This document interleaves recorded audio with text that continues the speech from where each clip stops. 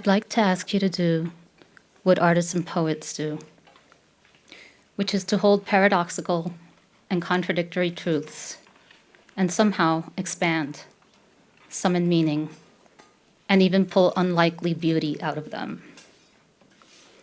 Landscape is more about what you don't see than what you do see.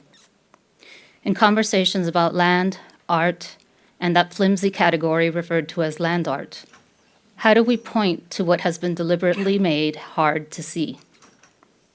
This more subtle, internalized wayfinding practice is not just about the measurable coordinates of a physical place, but about how we are much more broadly also always in a place and time, and in many places in time simultaneously when we look beyond the present to the curvature of history and the way it insists on perpetual, circling returns. We are both gathered here in a spiral configuration and in the midst of pivotal global social turnings, some fast and violent, like the genocide of the Palestinian people, happening at this exact moment, and other turnings slow, more subversive, stretched out across time, harder to see, blurrier, like the insidious national myths we are taught. The request is to hold contradictory truths together, to pause often, and to find meaning through reflection. By unfurling tightly coiled dominant narratives, we transform them into living conversations that are so much more expansive and fragile and generous and hopeful than what was presented to us as fact. 100 million years ago, an immense ancient sea covered the deserts throughout this region. A vast expanse of water connected the desert to surround us to the Gulf of Mexico. It is why we can find the same species of shells in both the desert and the Caribbean. In 2020, I made a work titled Chorus. It is about the portable sound of the sea, an object as a vessel that can contain a place. It unravels the idea of place as layered, fractal, and much more than just a place. Inspired by a tiny shell fragment found in the desert, the piece is a chorus of listening. It asks you to be attentive to all the ways in which landscapes and places also exist inside of us. In January 1966, the artist and poet Cecilia Vicuña quietly made an artwork titled Casa Espiral, Spiral House, on the shores of Concón Beach in Chile. It was the first in an ongoing series she calls Precarios, Precarious. She traces this piece to a moment as a teenager when she pushed a stick into the sand at Concón, where her family vacationed. Nearby, an oil refinery had been built on ancient Andean sacred land. She recalls seeing the soles of her feet stained by the pollution, and her simultaneous insight that all actions and objects are intertwined. After drawing a spiral in the sand, she encircled it with sticks, feathers, plant matter, and other debris, then let the tide wash it away. Last week, Cecilia, now 76, while speaking with me about this work, said to me, "Tell them that 30 years after I made this piece, I realized that the root of the word precario means prayer." Overlooked by the art world for decades, Cecilia's Spin Spin Triangulin in 2022 was her first solo exhibition in a New York museum at the Guggenheim, itself a spiral-shaped building. The problematic term land art is typically defined as an art historical category in which artists work in or with the land, beyond the confines of an art institution. But Vicuña's work, while predating much of what gets qualified as land art, has habitually been excluded from this category. Between 1969 and 1970, Robert Smithson made Mirrors in Shelly Sand, an immense floor sculpture composed of sand and 50 mirrors lined up in a row, creating the illusion of infinity when you gaze into them. The sand in this piece here at site is the original sand that he used from Sanibel Island, Florida, a place where my family used to vacation on long Florida road trips when I was a child. When I saw it here in person, I found myself moved by the familiar sand, looking closely at the shell pieces, recalling those beaches I walked on as a child. I was just over a year old when Smithson made this piece. The Great Salt Lake in Utah is a remnant of a much bigger ancient lake, which formed around 11,000 years ago, covering much of present-day Utah, as well as parts of Idaho and Nevada during the Ice Age. As the larger lake dried up, it left just the Great Salt Lake.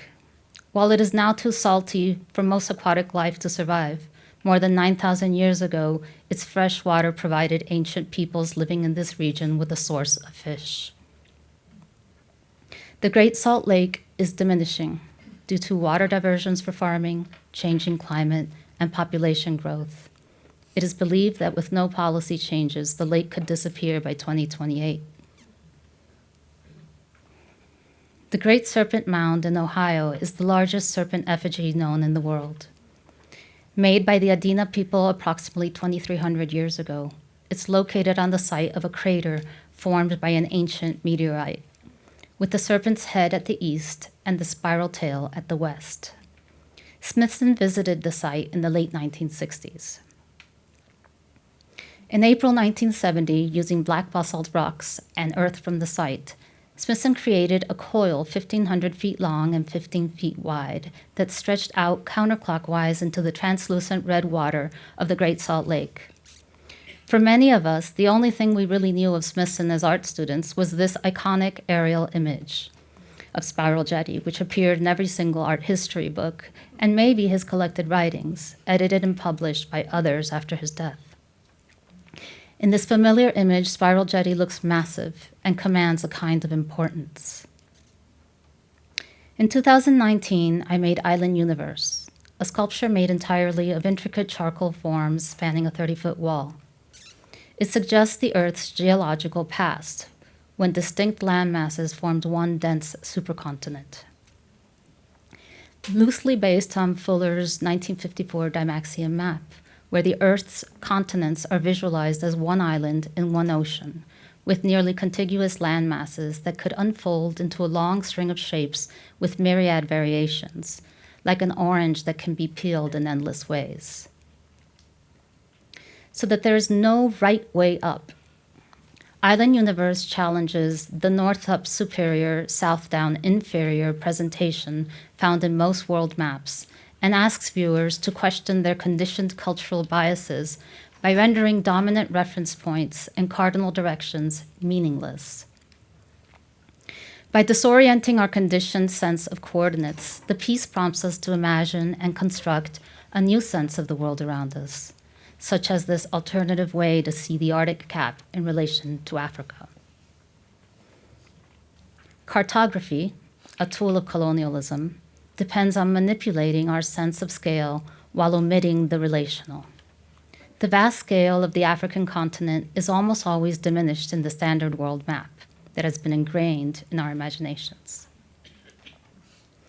Looked at in relation to its surroundings, like in this image taken from the International Space Station orbiting 255 miles above Earth, Spiral Jetty looks like this.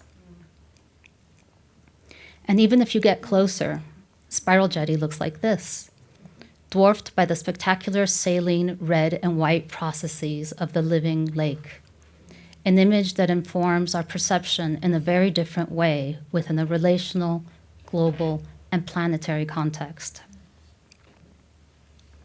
In 1970, Smithson also made a film which documented the making of Spiral Jetty.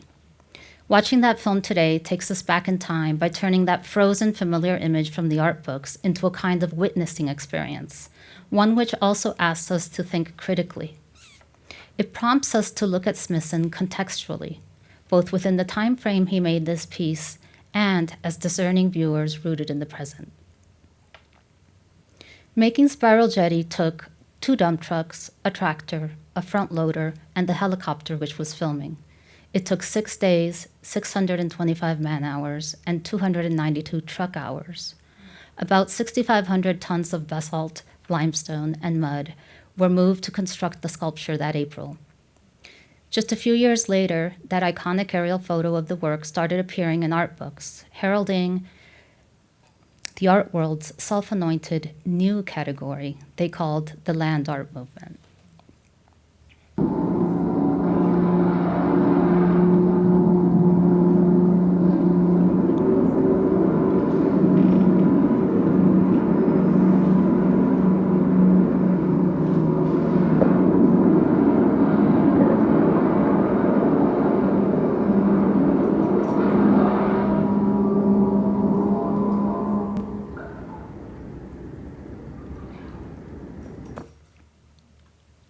What always strikes me most about Spiral Jetty, the film, is the soundscape.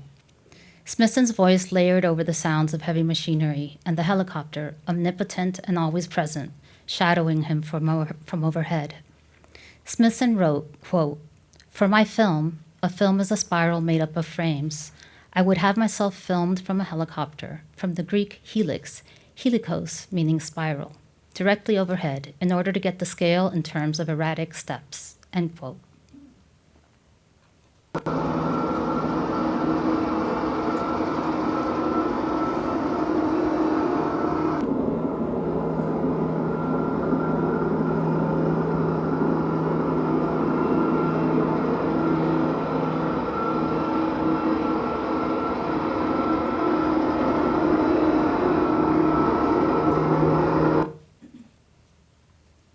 On April 30th, 1970, just as Robert Smithson was finishing Spiral Jetty, President Nixon announced that he had sent 2,000 American combat troops into Cambodia, ordering B-52 bombers to begin airstrikes. For context, the Vietnam War had been underway at this point for over 15 years. In the televised speech, Nixon stated, "This is not an invasion of Cambodia." By the time his speech started at 9 p.m. Washington time, U.S. operations in Cambodia had already been underway for 2 hours.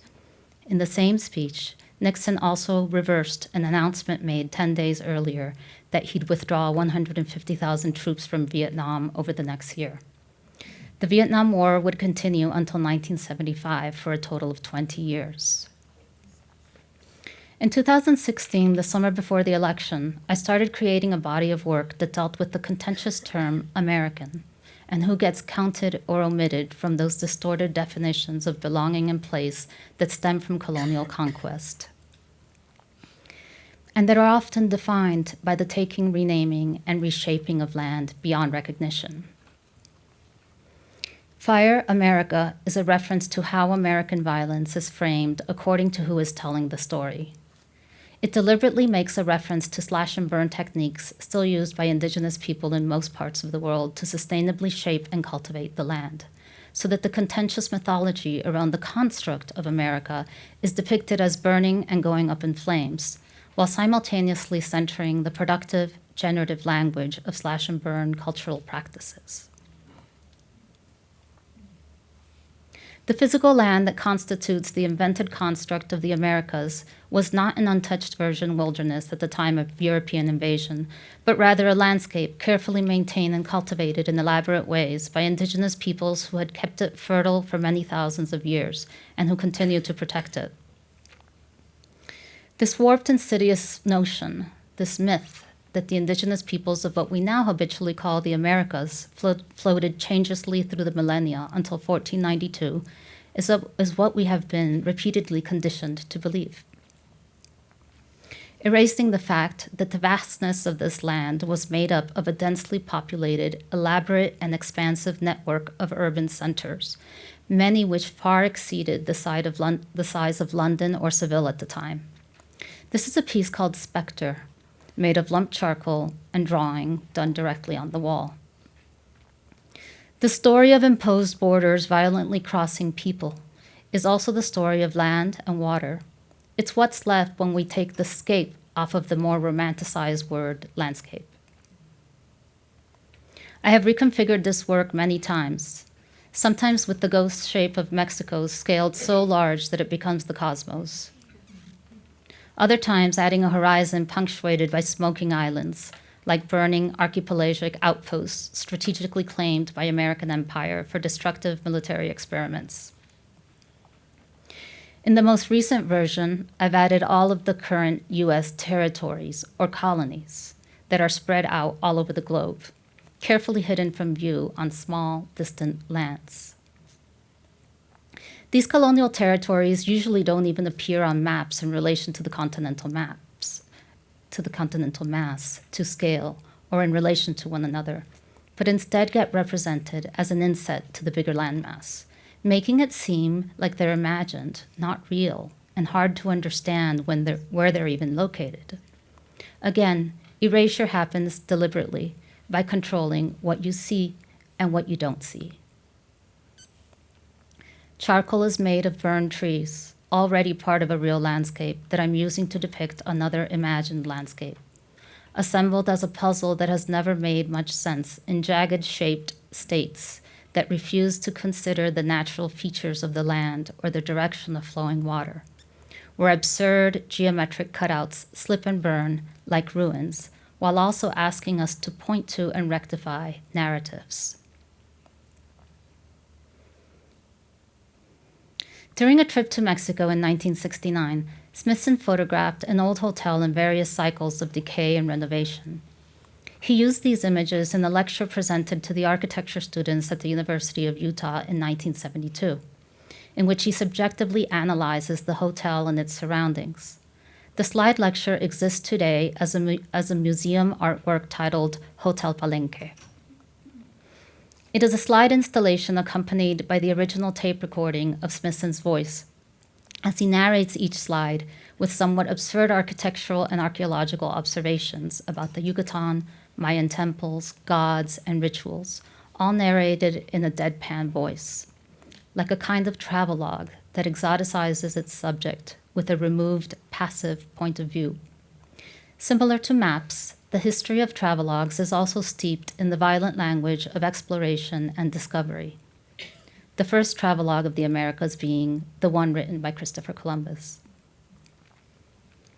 Over 3 days, I remade my piece, Charred Landscape America, installed here at site in the same space as Smithson's Hotel Palenque, with charcoal landforms affixed to the walls and an unplanned drawing made on site. The tension between the two works is intentional, as I take a critical view of Smithson's words, most especially his narration in slide 14.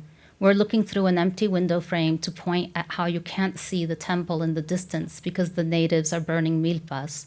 He then explicitly goes into a monologue describing Mexicans and Mexican culture as inherently violent and dangerous. Milpa is a Nahuatl word for an agricultural field cleared out of tropical overgrowth. The sustainable cycle of the milpa is usually 2 years of cultivation and several years of letting the land rest. Burning the dead vegetation improves the soil enough to grow crops for several years. But the concept of milpa is much more than just a system of agriculture. It is a socio-cultural construct that involves complex relationships between farmers, as well as interpersonal relationships with both the crops and the land. Making the milpa binds together the family, the community, and the universe, its importance going way beyond nutritional and economic uses. The drawings have an almost cinematic effect, like a panoramic landscape of animated, billowing smoke that permeates the space and wraps around viewers. It questions who has agency to decide what is violent. How is the notion of violence skewed depending on the narrator?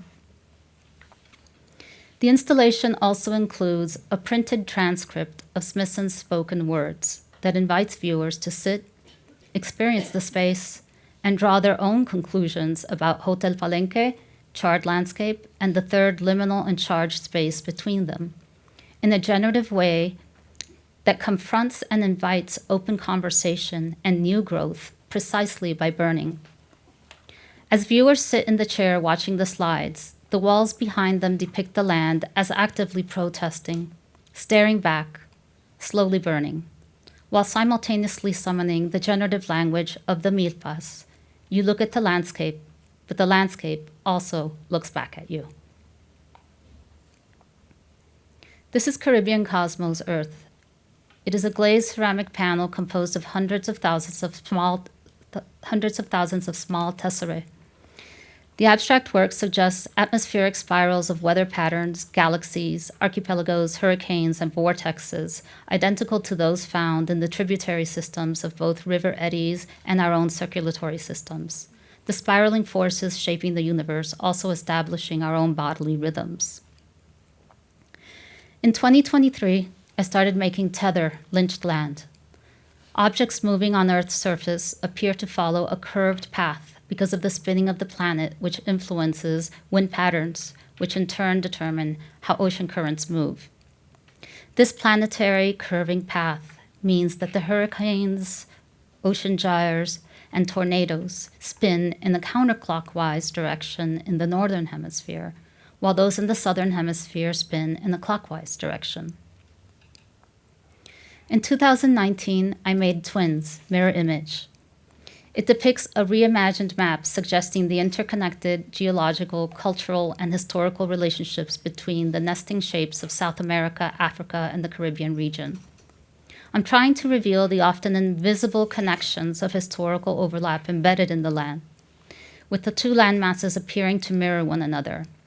I'm also challenging the deceptive and completely invented term Global South, which is used to intentionally construct an unfounded hierarchy between North and South. The term was first used as an alternative to the equally problematic term Third World, used by the World Bank as a way of controlling perceptions around wealth, poverty, and development. The two landmasses appear to fit together because they were once one landmass.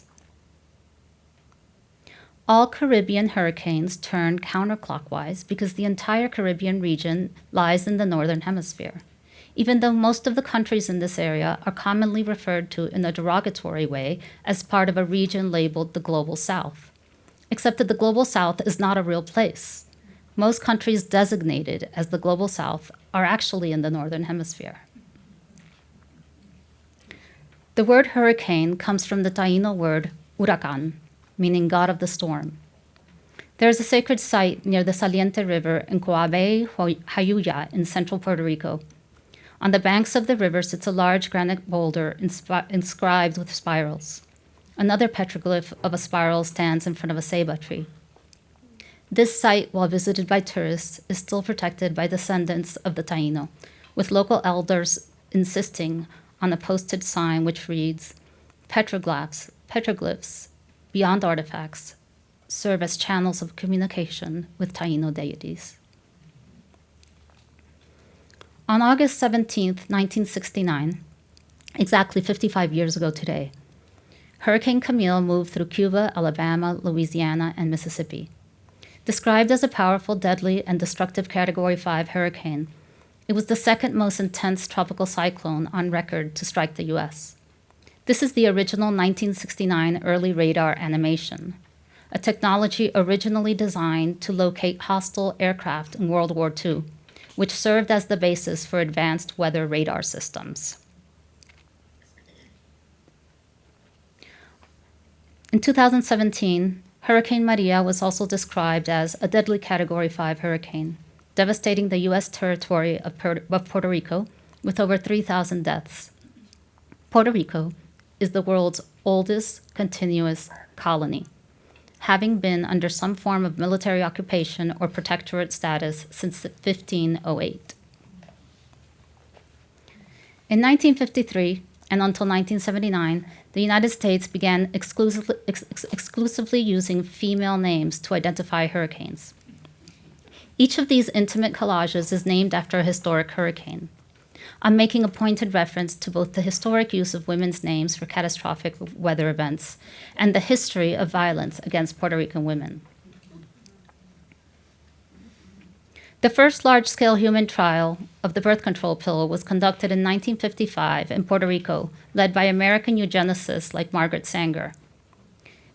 Before the FDA approved the drug as safe in the United States for American women, it was cruelly tested on unaware, impoverished Puerto Rican women who grew ill with extremely high dosages that ravaged their reproductive systems, as well as inflicting the psychological trauma and indignity of unknowingly being used as human test subjects. In 2020, I made Archipelago Cervix. It is a charcoal map made from the shapes of the over 700 Caribbean islands that have been reconfigured. Shaped like a portal or cervix, the artwork is specifically about the systemic exploitation of women, particular to the Caribbean region. In addition to the birth control trials, between 1930 and 1970, 1/3 of Puerto Rican women were sterilized as a legal, U.S.-organized so-called social improvement campaign to control population growth. By 1970, 35% of Puerto Rican women had been sterilized. And not just on the island, but when they arrived in the United States, where throughout the 1970s, Caribbean immigrants, as well as other women of color, especially Black, Indigenous, and Chicano women, were unknowingly and forcibly sterilized. The practice continues today in ICE detention centers. Ana, Paloma, Irma, Celia, Katrina, Maria, Flora, these tiny collages named after hurricanes that are named after women look much more like little embryo shapes than maps depicting any physical islands. They represent how I'm trying to hold together the intimate, conceptual, historical, and emotional components that are the guiding principle in my practice. Robert Smithson was fascinated with islands. Spending time in the Foundation's archives, I saw hundreds of sketches often referred to as hypothetical islands for possible projects, with titles like Forking Island, which shows a forking shape superimposed on an existing island. Island with buried building. Meandering Island, which has an uncanny resemblance to that snake mound effigy I showed earlier. Spiral Island, charred tree limbs asphalt. Or this one titled Vanishing Island. Others depict elaborate scenes of active occupation, with smoke rising, and so many of the signifiers associated with colonial practices, including towers, bunkers, flags, and tall lookout towers. This one is titled Tropical Island. In 1971, Robert Smithson and his wife, the artist Nancy Holt, bought, sight unseen, a very small island off the coast of Maine, ironically named Little Fort Island. The meandering island drawing was a potential project for this site. When he saw it in person, he decided that Little Fort Island was too picturesque. In December 1969, Smithson said, quote, "I'm very interested right now only in land for the work to be on. In other words, the work of art needs actual land. When I go back to the United States, I have planned to cover a whole island with broken glass." In 2020, I made Archipelago Smoke with the same exact 700 shapes that I used to make Archipelago Cervix.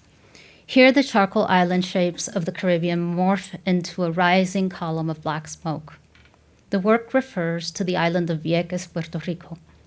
Vieques is a Spanish spelling of a Taino word meaning small land.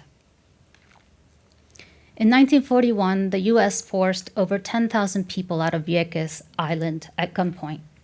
For over 60 years and until 2003, the U.S. military used Vieques with a population of over 9,000 inhabitants in 1950 as a live munitions bombing range. According to Navy documents, bombardments occurred on average 180 days out of the year, and since 1972 used the highest possible contaminant-depleted uranium munitions on the island, still populated with humans and wildlife, at a rate of over 80 live bombs daily for over 6 decades. The health consequences are evident to this day, as the cancer rates are extraordinarily high for the people of Vieques. Between 1946 and 1958, the United States detonated 23 nuclear bombs at Bikini Atoll, Marshall Islands, including 20 hydrogen bombs, one which was 1,000 times more powerful than the atomic bomb that destroyed Nagasaki in 1945. The correct name in Ibon, the native language, is Bikini with a P, not bikini. Peak means plain surface, and Ni means coconut tree, or land of coconuts. Vieques and Piquini are almost identical stories of how American empire has historically used islands to hide atrocities. Colonialism is a structure, not an event. Its patterns repeat along the curvature of time. In 1945, the world's first nuclear explosion occurred about 200 miles from where we're sitting. It wasn't until the US dropped bombs on Japan weeks later that New Mexico residents realized what they had witnessed was large amounts of radiation dispersed into the atmosphere. The fallout pattern reached as far as the Atlantic Ocean, but most affected those rural and indigenous communities downwind from the Trinity test site in the New Mexican desert. The desert is disregarded and violated by the United States military, much like island colonies are, and thought of as an empty, historyless, peopleless place. It is where we get the term desert island. Shortly after World War II, and until it was banned in 1972, DDT, a deadly pesticide, was used abundantly in the United States. Its residues washed into nearby waterways where plants and fish absorbed it. Bald eagles, in turn, were poisoned with DDT when they ate the contaminated fish.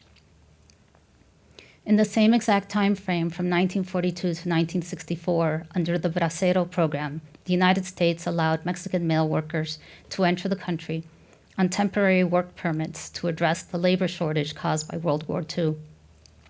When they arrived in the United States, they were passed through processing centers undergoing personal inspections that included being stripped naked and sprayed with DDT to prevent them from entering with lice. The poison notoriously caused cancer and neurological disorders. In a dramatic courtship ritual, bald eagles who mate for life lock talons and spiral towards the ground, releasing at the last moment before hitting the ground. In 1969, Smithson made a piece called Glue Pour in Canada, near the University of British Columbia campus. He positioned a large drum of toxic glue, industrially produced by the National Starch and Chemical Company, at the top of a hill and tipped the container over. The following year, 1970, Smithson had approvals in place to create an artwork titled Island of Broken Glass, Atlantis, that would cover a small rocky island near Nanaimo on the coast of Vancouver with 40 tons of broken glass. Smithson's project and the effects it could have on the environment were highly controversial, and he was forced to abandon it after the Canadian Ministry of Lands, Forests, and Water Resources denied him permission. Environmental activists in the area protested his proposed project, citing, quote, the insane ecological vandalism of the United States. Smithson's second proposal was also rejected. Island of Broken Glass would have been Smithson's first permanent artwork. Instead, he made Spiral Jetty later that year. The first Earth Day was in April 1970, the same month and year that Smithson was making Spiral Jetty, after his Vancouver project was denied. The now familiar spiral recycling symbol was also introduced the same year. It is ironic that most recycled plastic in the United States today is sent to those same islands and countries that conveniently get called the Global South, far away, out of sight, and out of mind. In 2019, I started a series of wall sculptures titled Dark Earth. This is dark earth woven sky, made of thousands of delicate slivers of charcoal that have been assembled on reflective aluminum panels to create vertical cross-sections that span from the deepest underground geologic layers to the heavenly realm. The images reveal bodies of subterranean water embedded into the charcoal ground. Turtle Island is a ridge at the Standing Rock Reservation in North Dakota, where the Missouri and Cannonball rivers meet. It is sacred land on ancestral Sioux land.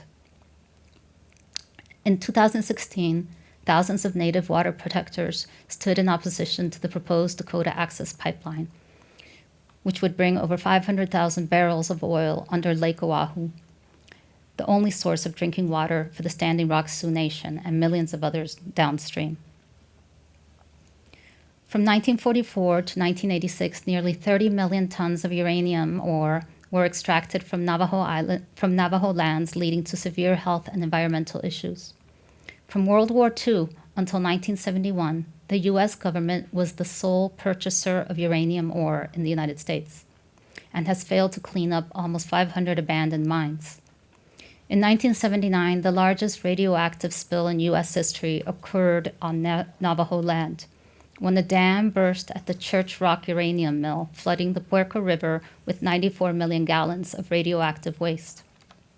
Today, companies mining uranium in Arizona, Utah, Colorado, and New Mexico are attempting to transport the ore through the Navajo Nation, violating tribal sovereignty.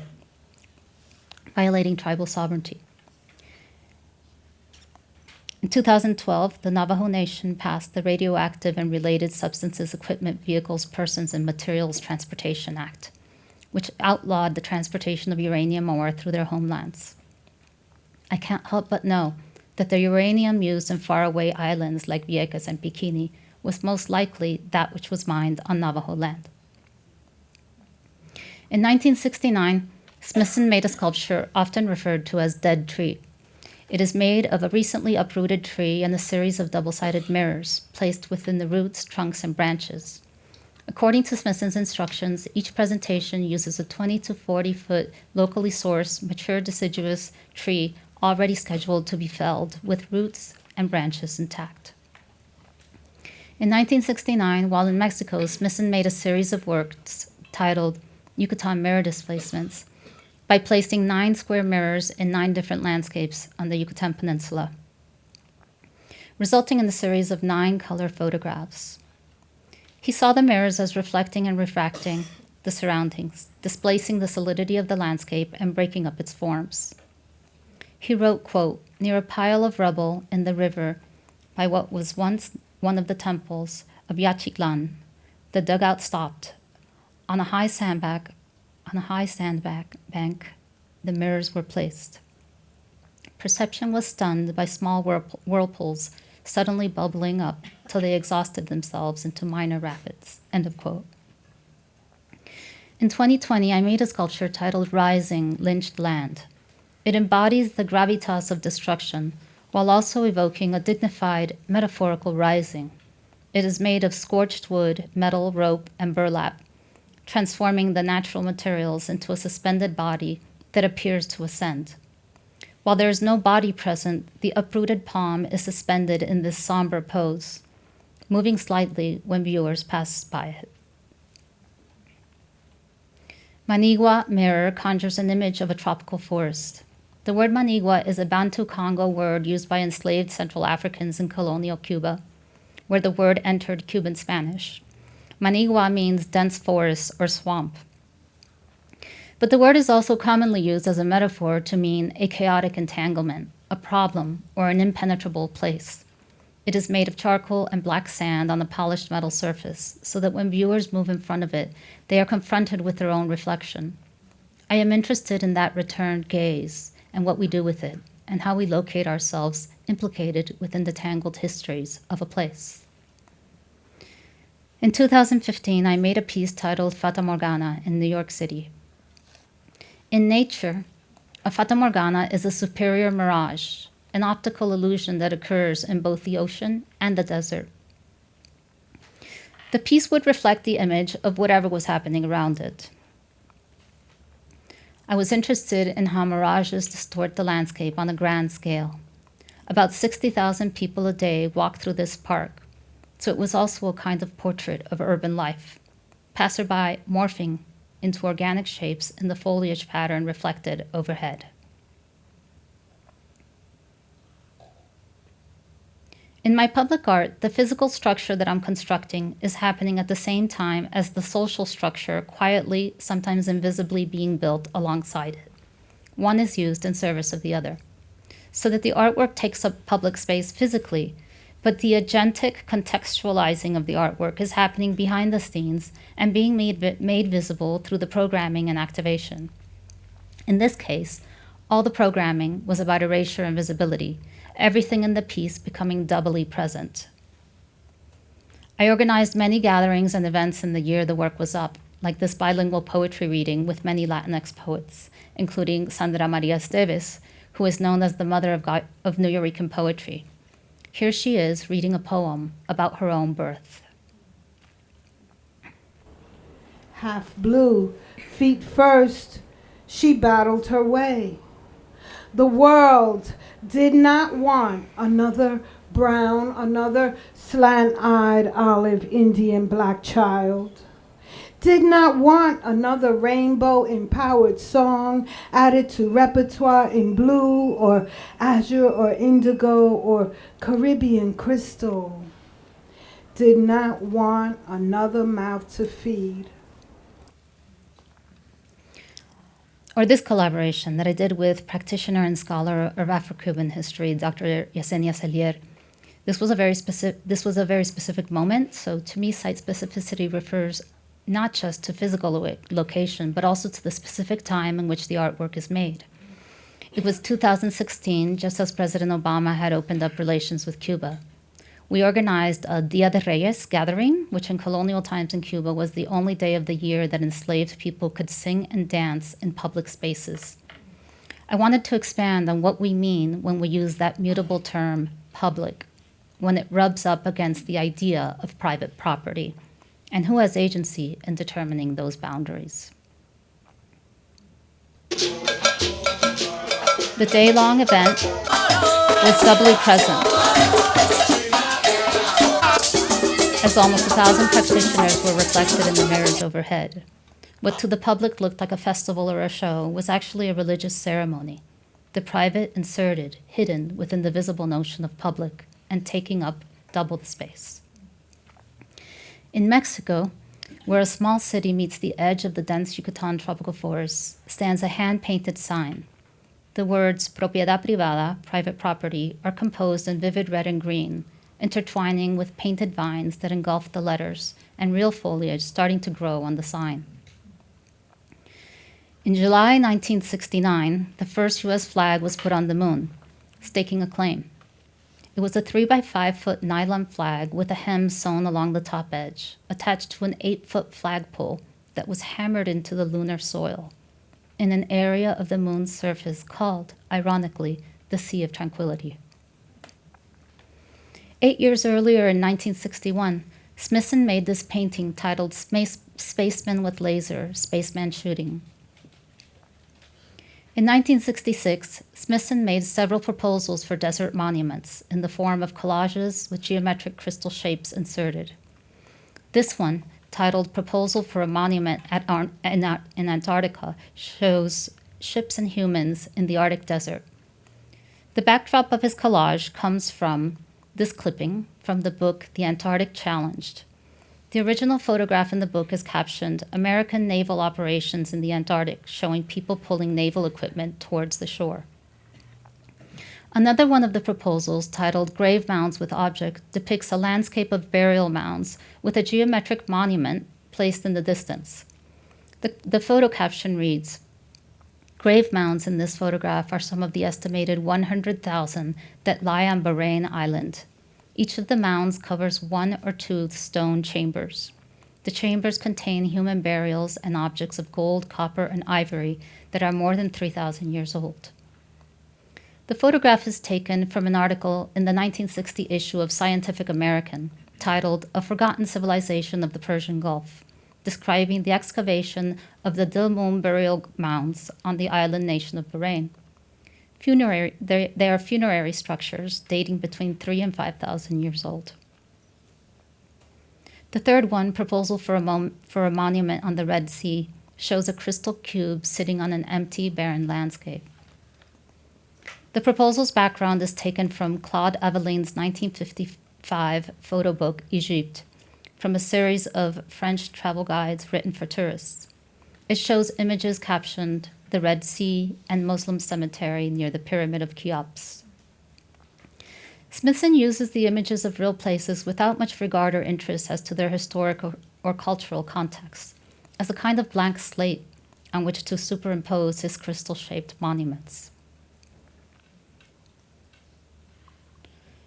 Terra nullius is a Latin term that means nobody's land, land that is empty, uninhabited, or void. The doctrine of discovery is an international law doctrine authorizing explorers to claim terra nullius in the name of their own country, with disregard to the indigenous populations that may already live there. It is often a prelude to genocide in both the past and the present. In 1969, Native organizers took over Alcatraz Island, reclaiming it as Indian land. Led by the Native group Indians of All Tribes, it lasted 14 months and ended when they were forcibly removed by the federal government. When Alcatraz Penitentiary closed in 1963, the U.S. declared the island as surplus federal property. Indians of all tribes claimed the island by signing the 1868 Treaty of Fort Laramie between the U.S. and the Sioux, which was meant to return to Native peoples all retired, abandoned, and out-of-use federal lands. When Columbus landed in Cuba in 1492, the island was inhabited by 3 different groups of indigenous tribes: the Taino, the Siboney, and the Guanahatabeye. This map shows the indigenous names of the islands of the Caribbean before European colonizers changed them. It is estimated that Native populations in the Caribbean numbered almost 800,000 before Europeans arrived. The word Caribbean comes from the Carib, an indigenous group living on these islands. Viñales is a rural valley in Cuba, a karstic landscape formed 180 million years ago, characterized by these unique rock formations, which were the first small islands to emerge out of the prehistoric Caribbean Sea. Species such as the Cuban palm fern, a living fossil that has not changed since the Jurassic period, can only be found here. Viñales is the oldest geological place in Cuba, with more than 300 caves which were inhabited by Taino people before colonization.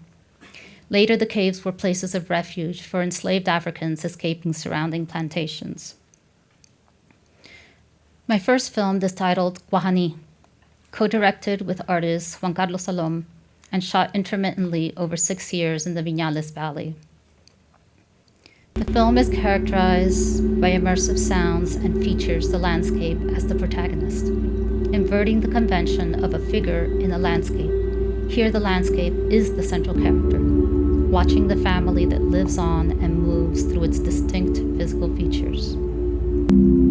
The film imagines the living, breathing place perceiving itself, its inhabitants, flora and fauna, in meditative communion with one another and a shared consciousness with the land, as the diurnal and nocturnal turnings of everyday life unfold.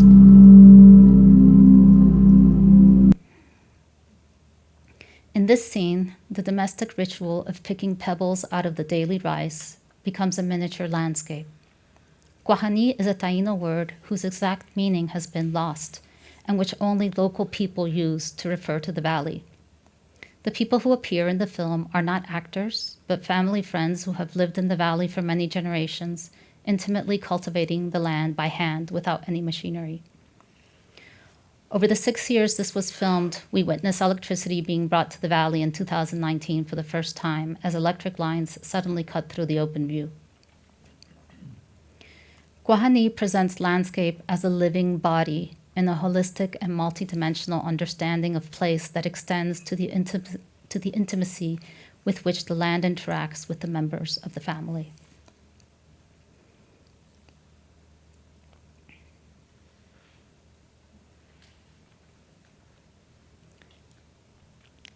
In Astral Sea, luminous colors suggest a flowing cosmic river, land masses, and blooming eruptions of organic matter that vibrate on both macro and micro levels, merging the intimately microscopic with the immensely vast in an infinite cosmic ocean.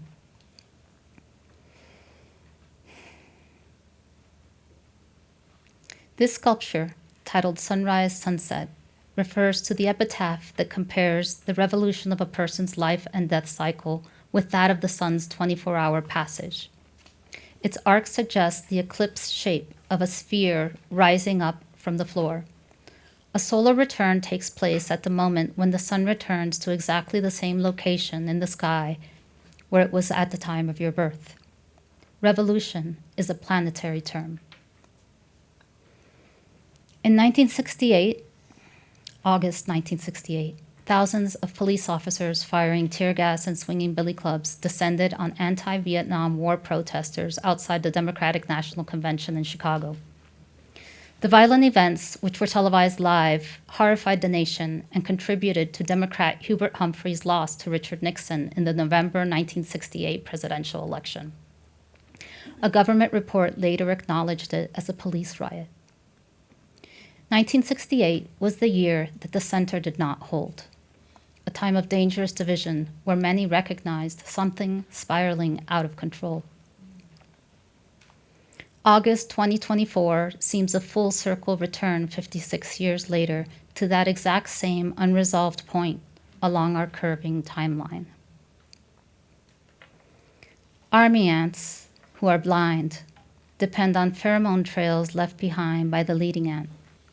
If one ant wanders off the path, it will continue looping, leading all the ants behind it to form a large swirling vortex called the death spiral, as they march until the exhaustion kills them.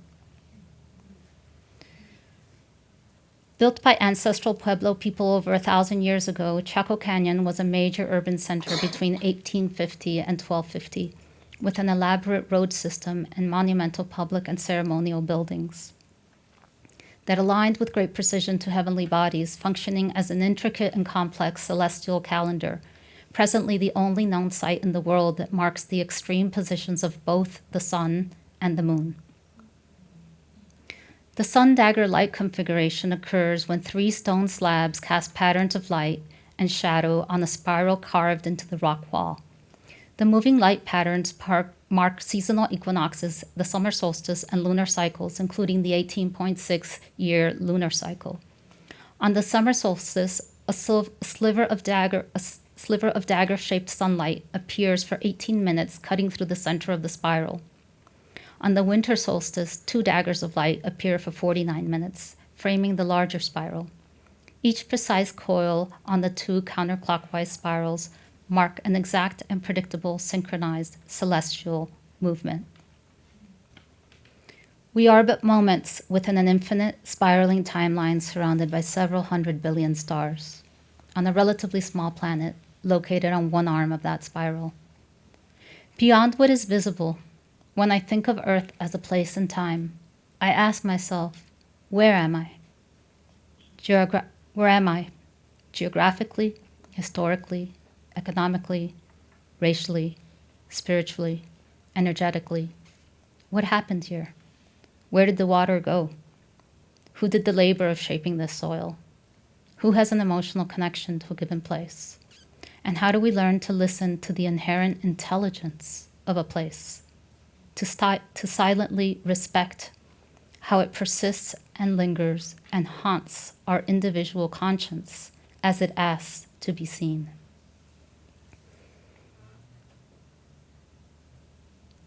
In 2010, Cecilia Vicuña returned to Concon to create Concompi, a visual poem film that documents the current destruction of Concon's natural preserves caused by real estate developers and oil refineries.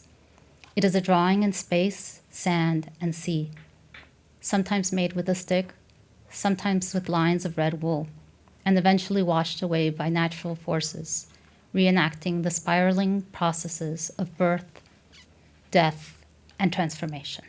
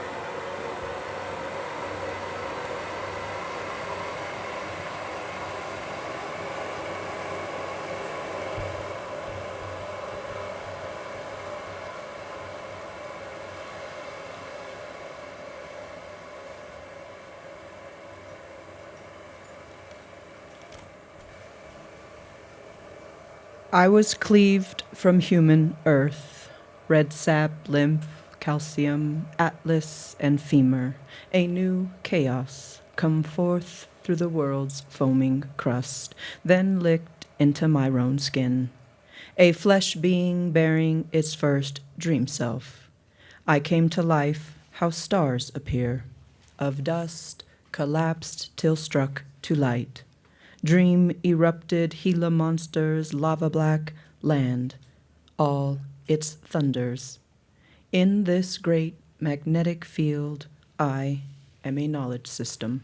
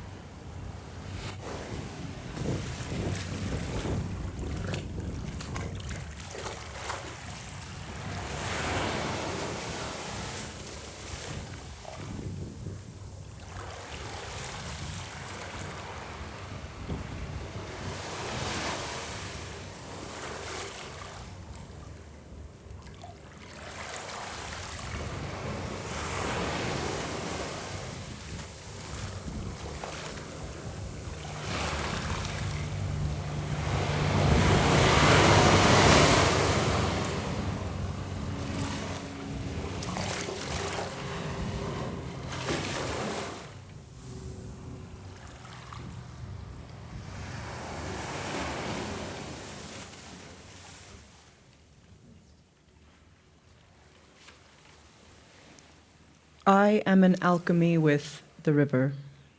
In the water, I learn both what I am of and what I become, a fusing, to return to our first body of water and to the knowledge system of our original liquid form. This knowledge shapes a methodology of cycle. In rush, flow, current, and hold or carry, crystallizing, vaporing, cleaning, ebb and tide, reorganizing gravity and pressure, to fall, to still, to recharge. To recognize our bodies as connected to one another, let us say there are only two directions, to be turned toward the water or to be turned away from the water. We are of consequence to one another, the water, its body, your body, and mine. How we embrace the world and enact our desires upon it through our practices of thirst and quench, desire and sate, determines the world we live in and how we know it anew. As it is with our waters, let me say, I am of consequence to your body. As it is with our waters, let me say, I am a consequence of your body.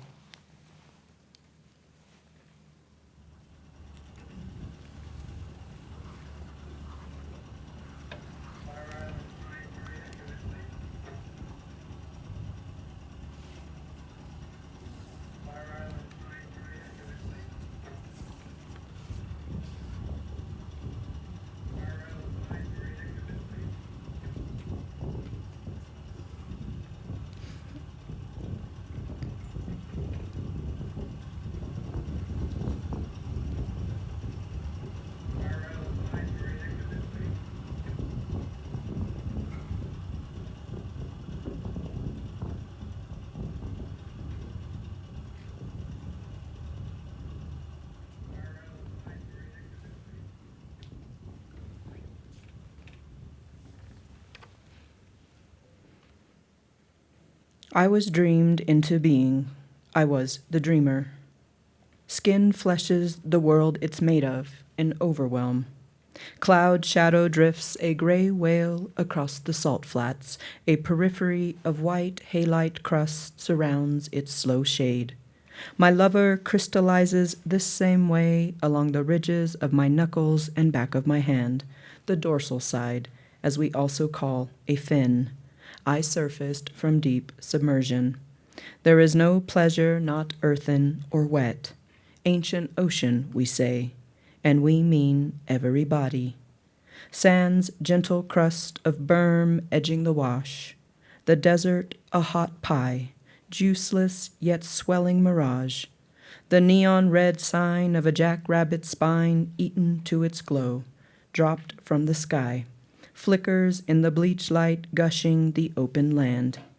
How much love can a desert drink to bone? How many bodies pressed beneath this tectonic pie?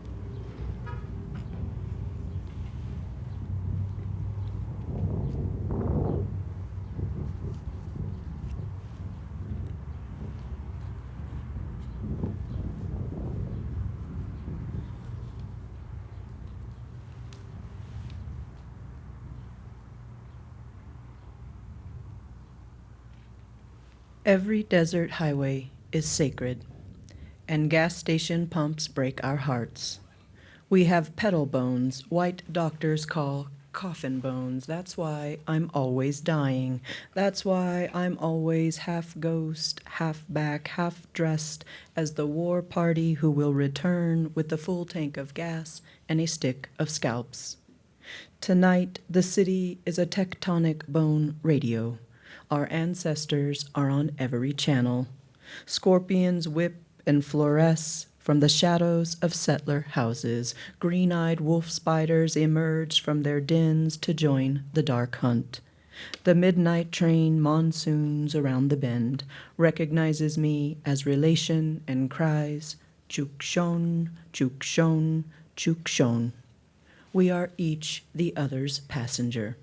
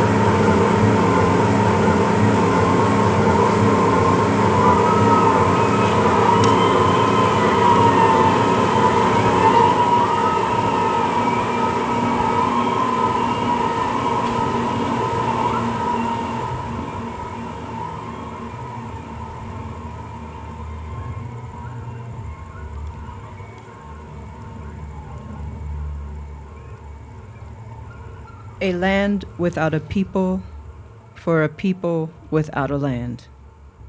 My hair is a tangled Mojave dictionary, and my tongue is a danger. I speak a dark whip into the habub's gold throb. This valley's bright weather is my ceremony. Flash flood is my medicine. How I clean myself of self. America, hoard of property, as a debris of my cells. Limestone, wound, porous, seafloor, basalt, trilobite, camel bones, glass, and Black Mountain. We professional mourners crying for our lives and for hire. From dark colonies in the caves behind our hearts, we weep the sun to fall and bats into the sky. We weep the saguaros to bloom eastward and moon white, circling the soft-petaled wounds of our night wrists and crowns. Grief is our lush and luxury. I war whoop out into the empty and displaced hip of the ghost sea, and the ghost sea war weeps back, spiraling the etched shells of my ears. America, haunted hotel, shiprock, rock wreck, ship of fools, little giant cemetery of braids.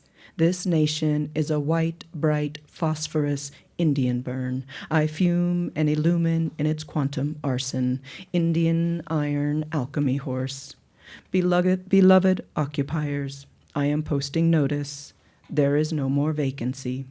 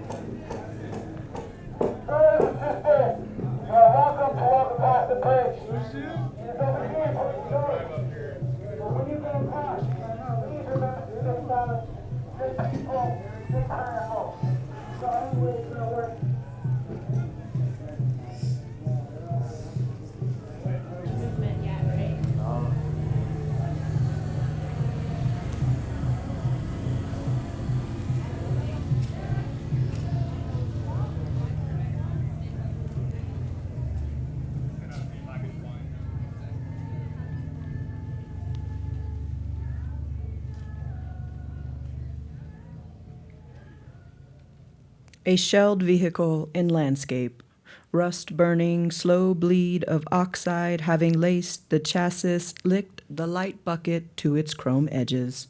A ram's scattered skeleton, empty lake of pelvis, desert grapevines threading the bone sockets, tugging the jaw V deeper into the canyon. Its broken horn is a curl of gold telephone I hold to my eye. I am dislocated. Some knowledge is not mine. Some is, but I haven't arrived there yet. A long time ago, the wind licked the coyote's skull to glass. This is how we happen. Atom-born, I bend back the atom world. My inheritance is hydrogen, how rain and clouds happen to one another, wet though risen up from dust, abundant. We have no word for God. It is sky because someone said it was. Until then, it was only what was in it. Giant fish with pharyngeal teeth, orange sand clouds, and amo. The bighorn sheep made of stars and staggered spear still warm from the warrior's hand, its shattered torso notching the night. The first wound was a clock, our hunger. We ate the mountain sheep. Now our moon is a curve of cold fat congealing on a blued bone and lives in daylight, diurnal leftover. Over night's black dunes, we follow the trail of Amo's white face. If I speak of love, who will believe me? The only poets in this desert are Beryl and Jasper.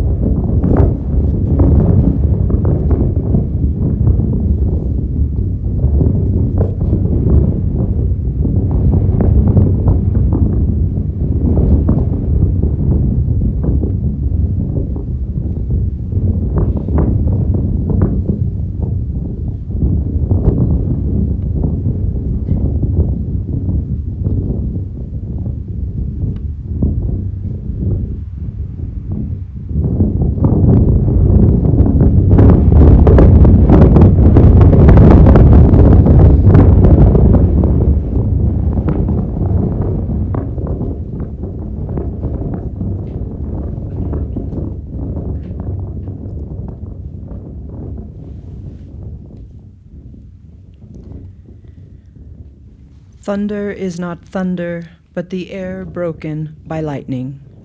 My lover backlit like a thunderhead, strapped with night unto the softness of her hips disrupt her light wet hands.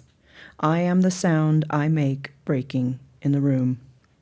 We are always becoming from somewhere.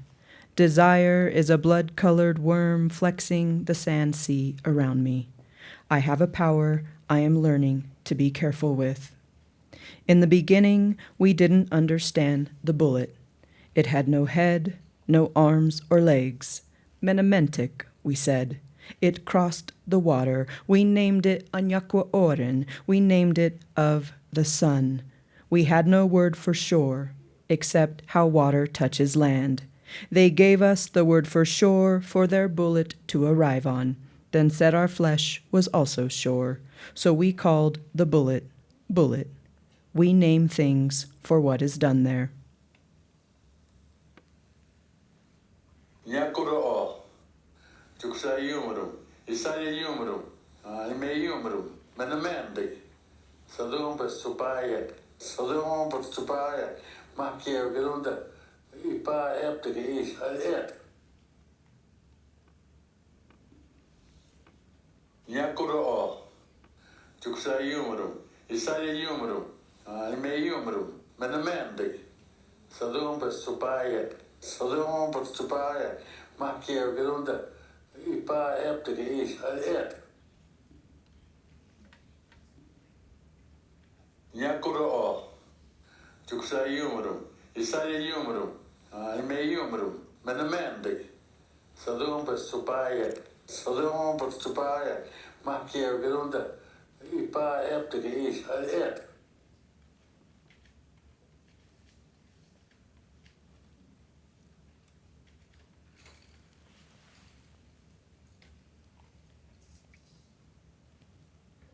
The injuries of becoming human. Tuajk.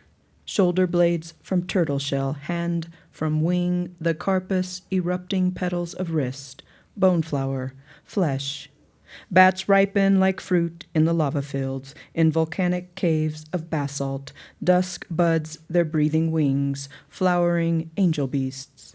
The bats remember when we loved ourselves and called so tenderly into twilight that our words brought us the throbbing world. Mosquito and blood, kennekenum. Even the eye's small water will evaporate to quench the sun. I search the rain from the tongues of my skin. It is 4 months away. The horse has been dead in the dunes all summer. Sun-chromed ravens in early devotion opened each bright window along its bloated belly. Unthreaded red curtains. Mesquite pods drip in light from turquoise branches. Coyotes mistake the pool for moon water. If the shepherds don't poison the coyotes will eat the pods and scat them out. Scarification, the obligation of breaking, of rock and whelm. Every scar loses its wound. In the valley of loss, I shift shape and ache, become 100 coyotes in the anal grove, weeping from every flesh door of my body.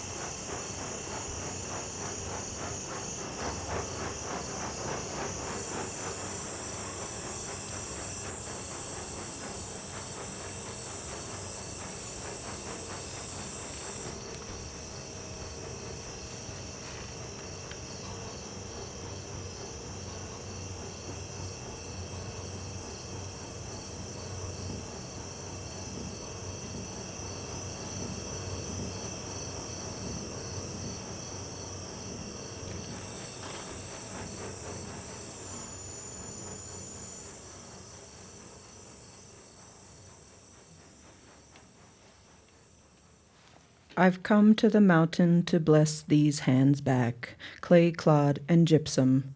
Away my body has been and will become. I rename one hand occupied territory, call to the other Amante Verde, and the mountain sobs its hornblende to the surface. We are the origin, oxygen, and always becoming. Bloodworms from which new land might grow, how we make soil then mud where we laid, alchemy of our wet denim skins and gravity. We pulse, animal and sensual, thundercats of love greening the desert. Pale grasses fruit in my breath, gray-green along the belly of the night branch. We are unacreable. We abrade the transit, the survey, hold tight, and repeat ourselves in crystal lattice. When this world has ended, we will carry our people home.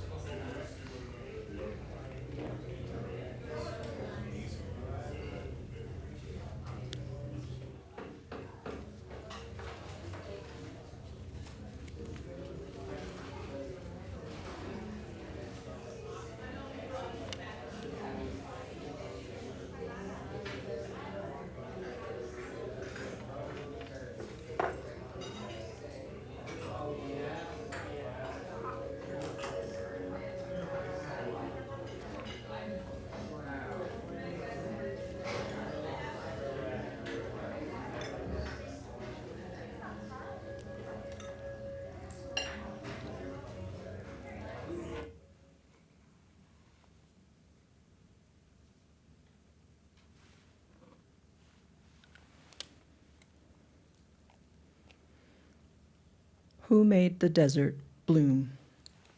When does America take place?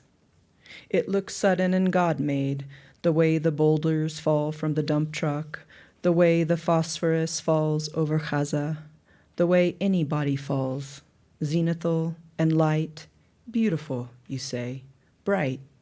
Then command, turn it on now off. But unless you are light, you cannot know light's labor.